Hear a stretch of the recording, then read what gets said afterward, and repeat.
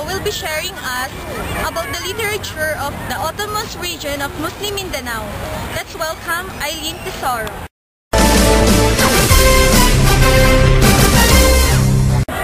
Good afternoon everybody, I'm Eileen K. Tesoro and welcome to ARM Got Talent. And now I will be talking about Mindanao literature. The people of Mindanao had literatures that exist only in their minds and memories.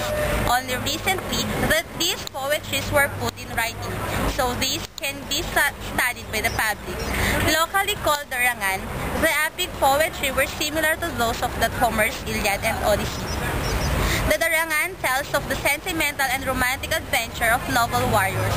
One of them is about a warrior prince called Bantugan. Prince Bantugan was the brother of the chieftain of a village called Bumbaran.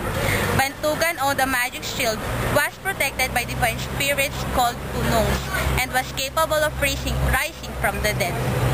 Once his enemies attacked Bumbaran, thinking he was dead. In the nick of time, Bantugan's soul was recovered and he saved the village.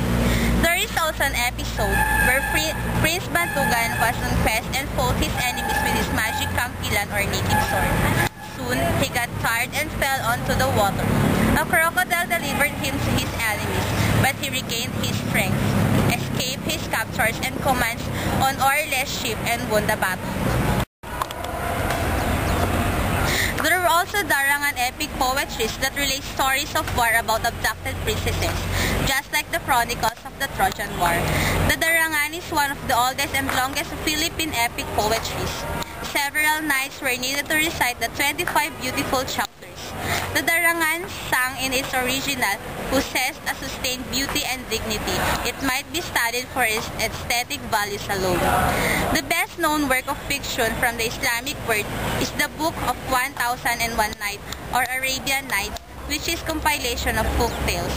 The original concept is derived from a pre-Islamic Persian prototype that probably relied partly on Indian elements. It reached its final form by the 14th century. The number and type of tales have varied from one manuscript to another. All Arabian fantasy tales tend to be called Arabian Night stories when translated into English, regardless of whether they appear in the Book of 1001 Nights or not. This work has been very influential in the West since it was translated in the 18th century, first by Anton Galland. Many imitations were written, especially in France.